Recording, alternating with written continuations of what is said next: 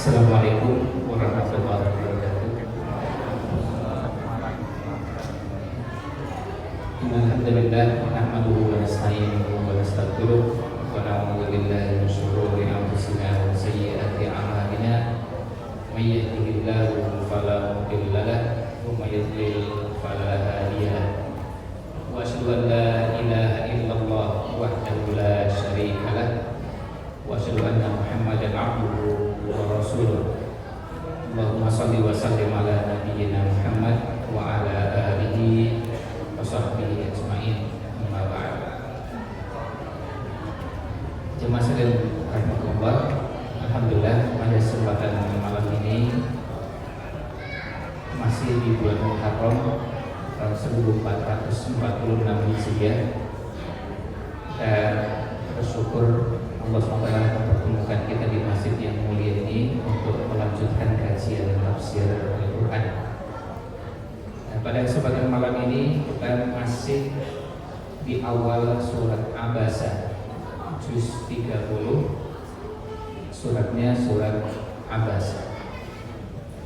Pada pertemuan sebelumnya, pembahasan surat Abasa ini sempat terjeda karena kita sempat membahas di dua pertemuan, membahas sirah nabawiyah dan temanya berkaitan dengan hijrahnya Nabi Muhammad SAW.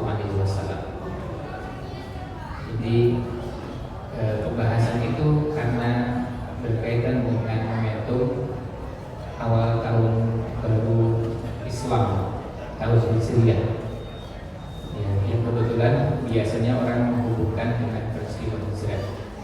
Maka kita merasa perlu untuk membahas, selain menambah pengetahuan dan wawasan, juga ada yang mungkin bisa jadi sekaligus meluruskan yang perlu diluruskan.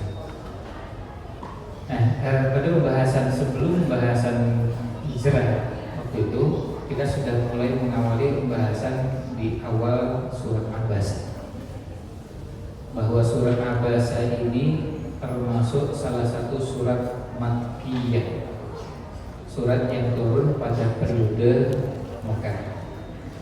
Maka pada saat kita membahas surat ini, sudah barang itu yang ada di benak kita, posisi Nabi Muhammad SAW saat itu berada di Mekah.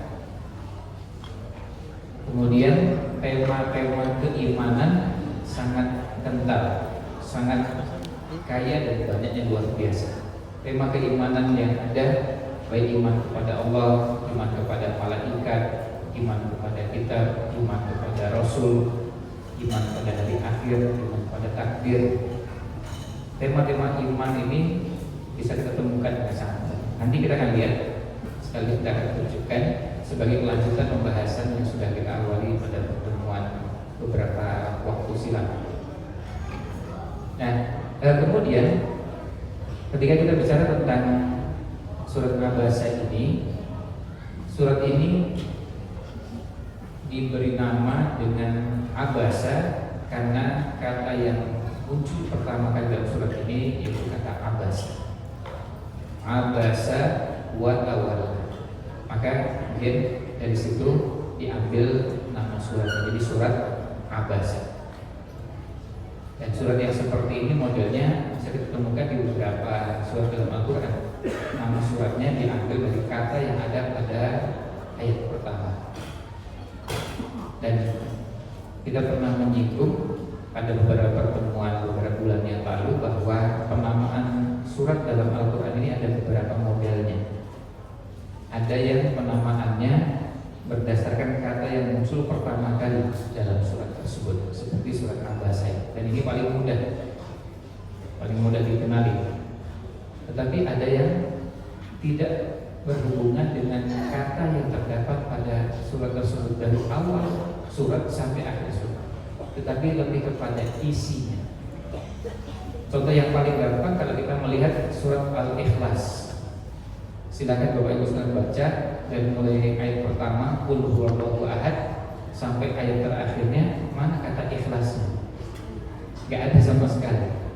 Tapi temanya tema tentang ikhlas, tentang memurnikan ibadah, memurnikan penghambaan diri hanya kepada Allah Subhanahu. Itu namanya ikhlas.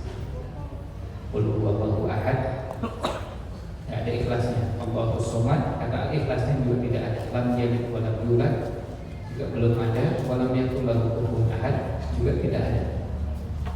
Tapi tema itu berhubungan dengan al-ikhlas. Nah, ada yang penyebutan atau nama surat diambil dari kata yang disebutkan setelah lewat sekitar 60-an ayat. Misalnya surat Al-Baqarah. Surat Al-Baqarah itu dari ayat pertama sampai kita melewati 50 ayat. Begitu masuk 60, 61, 62, begitu mulai bergeser baru mulai ketemukan innallaha ya'murukum an tazbahu baqarah.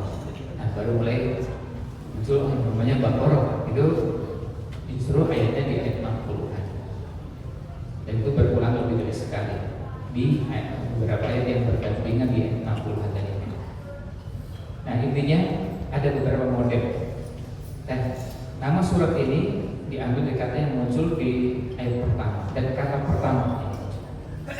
Dan nama suratnya Abasa. Padahal ada dua kata, Abasa dan Tawalla. Tapi yang digunakan hanya Abasa. Abasa wa Tawalla. Dan surat ini yang kami di nama surat, maka secara harfiah juga perlu diterjemahkan. Abasa itu artinya sering diterjemahkan bermuka masam atau bermuka dengan raut wajah yang tidak menyenangkan, ya, lawan dari senyum. Kalau senyum kemudian ceria, itu lawan dari abasa. Mengungkapkan rasa tidak suka dengan raut wajah, kesal, jengkel, kayak ini diungkapkan dengan raut wajah, itu jadi istilah abasa. Nah, sekarang kita lihat. Dan terakhir, waktu sebelum kita membahas ada ayat pertama dan kedua, itu kita sempat sampaikan bahwa awalnya surat ini berkisah tentang peristiwa yang ada di periode Makkah. Ketika Nabi Muhammad SAW di awal-awal periode Makkah mendakwahi para pembesar Quraisy, tokoh-tokoh, dengan harapan kalau mereka masuk Islam, siapa tahu masuk Islamnya itu sekaligus satu gerbong. Karena kalau kepala sukunya masuk Islam, sekaligus warganya juga masuk Islam. Itu harapannya. Dan itu sesuatu yang lumrah dan sampai hari ini kita dapat. Kalau Bapak Ibu sekalian mencoba mencari nama orang yang paling banyak mengislamkan orang di dunia ini, di zaman ini, di abad ini, artinya di pasca tahun 2000-an, dokter spesialis yang mengislamkan lebih dari 11 juta orang. Ini yang memecahkan rekor dunia ini. Tidak ada yang mengalahkan, karena angkanya 11 juta. Belum prestasi-prestasi lainnya, itu cuma mengislamkannya. Belum berapa masjid yang sudah beliau bangun, berapa rumah sakit, panti asuhan, sekolah, sampai kemudian kampus juga. Ya, yang jelas karyanya banyak. Namanya Dr. Abdurrahman Sumaid, SUMAIT. Kalau Bapak Ibu sekalian cari, yang punya HP cari di Google, SUMAIT, Abdurrahman Sumaid. Baca biografinya, itu luar biasa. Dokter yang lalu meninggalkan pekerjaannya, lebih memilih untuk mengajak orang masuk Islam dan mengalahkan para ustaz, mengalahkan para dai, karena angkanya lebih dari 11 juta yang masuk Islam. Dan salah satu resep yang dilakukan adalah mengislamkan kepala suku di Afrika. Kepala suku, karena dia kepala sukunya masuk Islam, ya sudah satu suku bisa masuk Islam semua. Itu satu gerbong sekalian.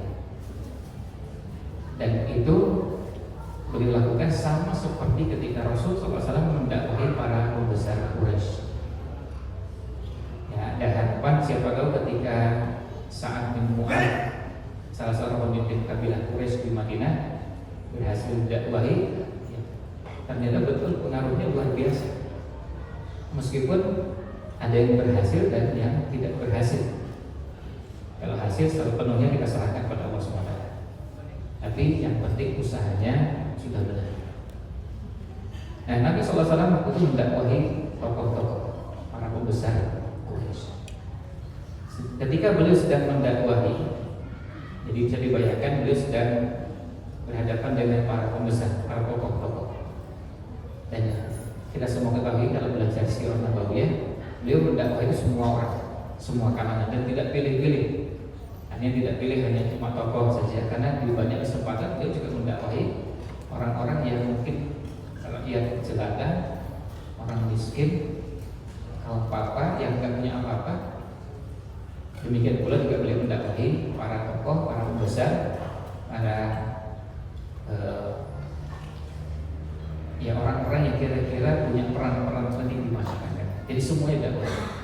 Anak-anak, remaja, lansia, laki, perempuan, tua, muda, orang terhormat maupun rakyat biasa, semuanya didakwahi. Nah, pada saat itu beliau sedang mendakwahi pembesar Quraisy. Di hadapannya ada beberapa tokoh. Dan artinya yang dihadapi jelas orang yang belum memeluk agama Islam. Kemudian datanglah orang yang nanti di ayat kedua disebutkan anja'ahul a'ma. Ketika datang kepadanya al-a'ma, orang yang buta. Kemudian disebutkan dalam beberapa tafsir yang dimaksud adalah Abdullah bin Ummi Maktum namanya. Dalam Al-Quran tidak disebut. Abdullah bin Ummi Maktum sebagai orang buta, nggak ngerti situasinya, datang tahunya di hadapannya Rasul SAW, lalu minta dan mendesak, minta supaya Nabi SAW mengajarkan. Mengajarkan apa? Ya, mengajarkan Islam, mengajarkan Quran. Dan kita bisa membayangkan kalau orang buta untuk belajar, yang paling bisa diandalkan adalah yang paling utama telinga. Nabi SAW menyampaikan, bacakan ayat, dan beberapa yang menjelaskan tentang ayat ini, misalnya Al-Arifi mengatakan bahwa ya kalau kita ngajar orang buta, kadang-kadang kita perlu waktu khusus, karena ada kadang-kadang perlu diulang-ulang. Kalau kita ngajarkan Quran, itu hampir sama seperti kalau kita ngajarkan Quran pada anak-anak yang nggak bisa baca. Gimana caranya?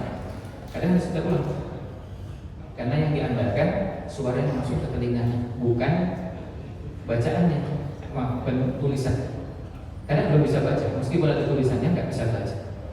Ini anak yang hanya mengandalkan yang masuk ke telinganya, maka bisa jadi harus diulang. Nah, ini perlu waktu khusus. Dan Nabi SAW saat itu bukan tidak mau melayani, Abdullah bin Ummi Maktum, tetapi beliau sedang disibukkan mendakwahi para pembesar. Ya, sama, bayangkan seandainya kita ini berada pada posisi beliau, kita sedang sibuk mendakwahi, lalu tiba-tiba ada orang yang datang dan minta segera dipenuhi permintaan, keperluan. Mungkin kita akan mengatakan sebentar, kalau bisa nanti dulu saya selesaikan dulu. Atau biar lebih gampang, misalnya gini, bayangkan kalau seandainya ini orang yang sedang ngisi pengajian begini, tiba-tiba dia datang dan selalu ngajak ngobrol, minta supaya masalahnya diselesaikan. Ini lagi mau konsultasi. Akhirnya terpaksa kita mengatakan sebentar, nanti saya selesaikan dulu. Nanti kalau sudah selesai, insya Allah kita bisa ketemu dan ngobrol. Jadi bukan persoalan tidak mau melayani, tapi nanti nunggu ini selesai dulu baru kita pindah. Nah, tetapi dari raut wajah Nabi SAW nampak kelihatan beliau tidak suka dengan perilaku al-a'ma ini, orang buta ini. Karena bisa jadi nggak tahu di depannya itu ada siapa, sehingga kadang-kadang karena nggak tahu mendesak. Bahasa kita sekarang, ya nanti raut wajah yang berubah tadi, yang dari kemudian diungkapkan dengan abasa, itu tidak diketahui oleh yang bersangkutan karena apa? Buta. Kalau kita ini cemberut di depan orang buta, kan nggak ngerti orang buta. Kita mau menampakkan raut wajah seperti apapun di depan orang buta nggak ngerti. Bahkan kita mau menghina seperti apapun dengan raut wajah kita, yang bersangkutan nggak ngerti. Karena apa? Diungkapkan dengan raut wajah. Yang kedua, setelah abasa, yang kedua watawalla. Sudah raut wajahnya terlihat tidak bersahabat. Yang kedua, memalingkan tubuhnya. Jadi bukan cuma wajah, tapi juga tubuh. Kan kadang-kadang begini, misalnya ketika ada orang dari sebelah kanan ngajak ngobrol, tapi karena sedang kesal dan lalu sedang fokus dengan yang lain, bukan cuma raut wajahnya membuang muka, tapi juga badannya dipindahkan ke arah yang lain. Nah, ini dua-duanya, baik itu raut wajah maupun yang kedua gerakan tubuh, ini sama-sama tidak diketahui oleh al-a'ma, orang yang buta. Sekarang ini kalau kita berada di depan orang buta, kita mau berdiri, duduk, berbaring, lompat dan yang lainnya, bisa nggak diketahui oleh yang bersangkutan?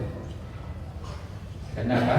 Nah, dia cuma menduga bisa, tapi belum tentu persis seperti kondisi yang ada. Nah, tetapi Allah SWT menegur Rasulnya, menegur Nabi Muhammad SAW. Nah, inilah yang berhubungan dengan bab iman kepada Rasul, bahwa Rasul Nabi Muhammad SAW adalah orang yang maksum. Orang yang maksum itu, orang yang terjaga, itu bisa beberapa bentuknya. Orang yang maksum itu diantaranya maknanya adalah tidak pernah dan tidak mungkin melakukan perbuatan kufur, tidak mungkin melakukan perbuatan kesyirikan, tidak mungkin murtad, tidak mungkin melakukan perbuatan yang menyebabkan keluar dari agama Islam. Itu yang pertama. Tidak mungkin Rasul Nabi Muhammad SAW melakukan itu. Kalaupun di Quran disebutkan, pasti sebutkan dengan kalimat seandainya. La in asyrakta la yahbatanna amaluka. Jika kamu menyekutukan Allah SWT, maka akan terhapuslah seluruh amal. Itu kalau. Apa pelajarannya? Untuk ngasih pelajaran pada kita umatnya. Bayangkan Rasul Nabi Muhammad SAW yang sudah semulia itu, kalau menyekutukan Allah, habis semua amal. Gak ada sisa. Dia sia-sia semua. Kalau menyekutukan Allah, semua. Kalau melakukan kesyirikan, itu Rasul Nabi Muhammad SAW yang sudah sebaik itu. Apalagi kalau kayak gitu, yang jelas tidak sebaik Rasul SAW. Jadi artinya semua tanpa kecuali kalau menyebutkan Allah SWT, maka amalnya akan terhapus. Nah, itu disebutkan bukan menunjukkan bahwa beliau akan, tapi seandainya. Dan sesuatu yang disebutkan dengan kata seandainya itu bisa terjadi dan bisa tidak terjadi. Nah, kemudian yang kedua, bentuk bahwa Rasul Nabi Muhammad SAW itu maksum adalah beliau tidak mungkin menyampaikan syariat yang keliru. Tidak mungkin menyampaikan syariat yang salah. Tidak mungkin mengajarkan sholat Jumat ternyata harusnya 4 rakaat, beliau mengajarkan 2 rakaat. Itu nggak mungkin. Nggak mungkin keliru. Sholat maghrib 3 rakaat, 4 rakaat, beliau ajarkan seperti itu, dan dia kita amalkan. Tidak mungkin ternyata salah dan keliru, maghrib itu harusnya 4, isya 3, itu nggak mungkin. Tidak mungkin terjadi. Jadi syariat yang beliau ajarkan kepada umatnya itu pasti benar. Syariat dalam bentuk perintah ataupun larangan.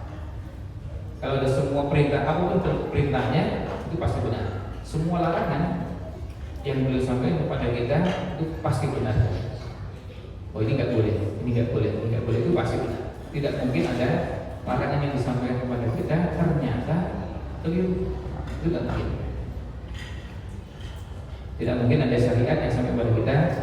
Itu bentuk kemaksuman yang kedua, bahwa Nabi Muhammad SAW maksum itu. Kemudian yang ketiga, Untuk bahwa beliau maksum itu adalah kalau beliau melakukan kesalahan, Allah tegur, Allah ingat. Itu bentuk maksuman. Bayangkan yang dilakukan Nabi Muhammad SAW di ayat ini, kalau dianggap salah, ini kesalahannya bukan kesalahan besar, bukan kesalahan besar. Ini bukan kesalahan yang sangat fatal, bukan kesalahan serius besar yang itu bisa berdampak pada umat secara luas. Ini karena beliau sedang sibuk berdakwah. Bayangkan bukan pada posisi beliau sedang makan, lalu beliau nggak mau melayani orang, atau beliau lagi ngantuk. Ini sedang di hadapannya tokoh-tokoh, lagi serius berhadapan dengan para tokoh sedang mendakwah. Terus ada orang yang tiba-tiba, jadi artinya datangnya belakangan. Kan dari sisi adab pun harusnya nunggu giliran, dulu diselesaikan dulu baru nanti pindah ke yang kedua. Karena nggak mungkin dikerjakan dua-duanya, kan nggak mungkin ngobrol ke sana tapi juga ke sini. Sementara ini bukan cuma dua pihak yang berbeda, temanya berbeda, tapi juga dua-duanya ingin diwujudkan dalam waktu yang sama. Itu nggak mungkin. Kan kita ini cuma punya mulut satu, meskipun telinganya dua kan nggak bisa mendengar dua-duanya sekaligus, lalu bicara juga dua. Pasti kita akan minta satu diselesaikan dulu, baru nanti pindah ke yang berikutnya. Nanti ini betapa mulianya Rasul SAW hanya salah dan itu tidak sampai menyinggung perasaan yang bersangkutan. Bayangkan cuma raut wajah yang tidak diketahui oleh orang buta itu ditegur dari langit. Kita ini bukti bahwa kita ini tidak masuk, kita ini melakukan kejahatan, melakukan kesalahan, keburukan yang jauh lebih buruk dari itu, dan tidak ada yang tegur. Berapa banyak kita melakukan dosa, maksiat, dan itu kadang-kadang ada yang berulang, nggak ada teguran dari langit.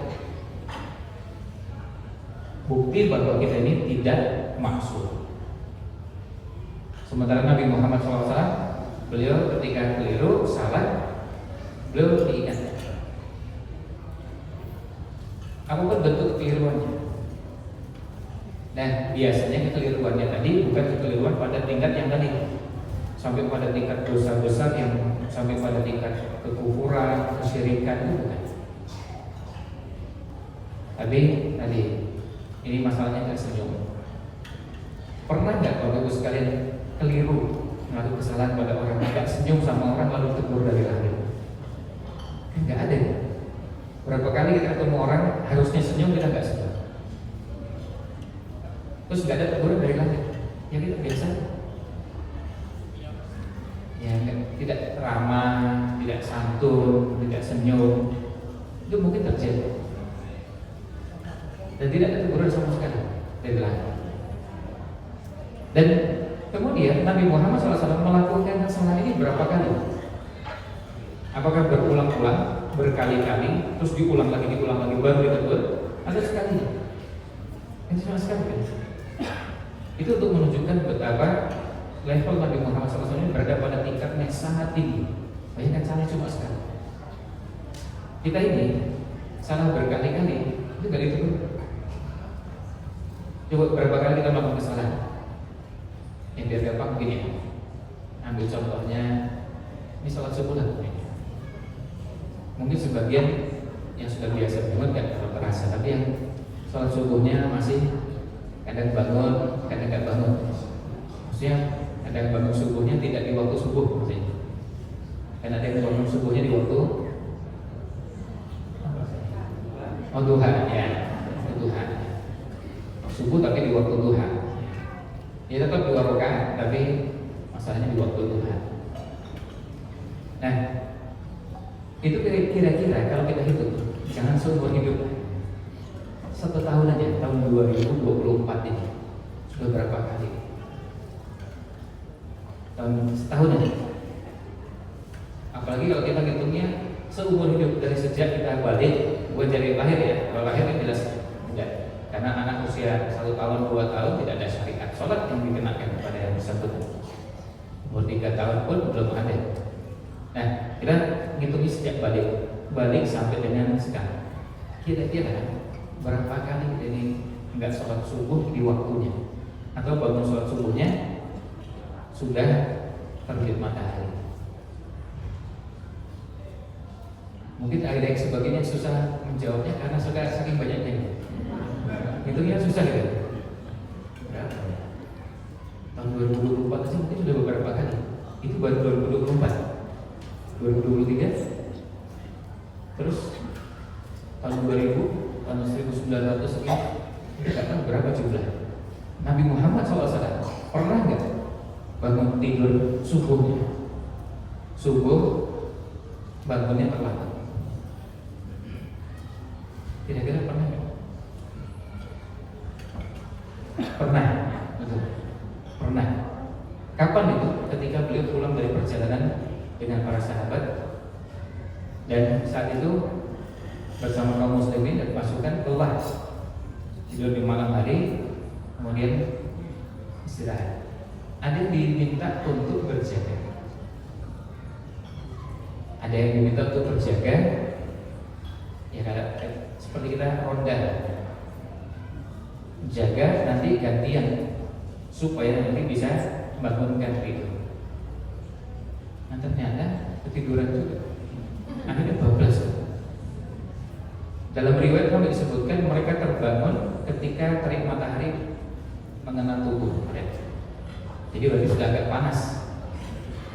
Berarti kan itu bukan terbit matahari. Matahari sudah mulai agak naik. Nah apa yang dilakukan? Nah dari situ kemudian beliau berwudu, sahabat juga berwudu, lalu mengerjakan sholat qobliyah subuh, kemudian mengerjakan sholat subuh. Nah kekeliruan yang pernah beliau lakukan itu berapa kali? Alhamdulillah cuma sekali seumur hidup. Dan yang penting bagi kita jadi pelajaran. Oh begitu tuh caranya kalau terlambat bangun. Jadi oh berarti kalau saya bangunnya nanti misalnya saya bangun subuh tapi jam 7, terus gimana? Masih bisa qobliyah subuh? Oh bisa. Ini nanti. Oh caranya begitu. Berarti kalau itu wudu, kemudian sholat sunnah 2 rakaat qobliyah subuh, baru kemudian sholat subuh 2 rakaat. Nah kita dapat pelajaran berharga dari.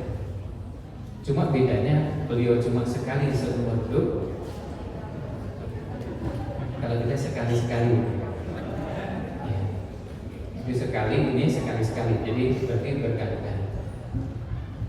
Nah, kita mendapatkan pelajaran sangat berharga. Kadang-kadang belajar dari kekeliruan yang dilakukan, tapi itu tentu dengan pengaturan Allah SWT supaya jadi pelajaran.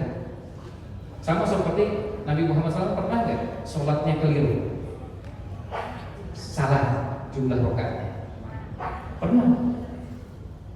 Harusnya 4 rakaat cuma 2 rakaat. Harusnya 4 rakaat tapi cuma 2 rakaat. Tapi kelirunya nggak tiap hari, juga nggak tiap minggu, tiap bulan, nggak tiap tahun.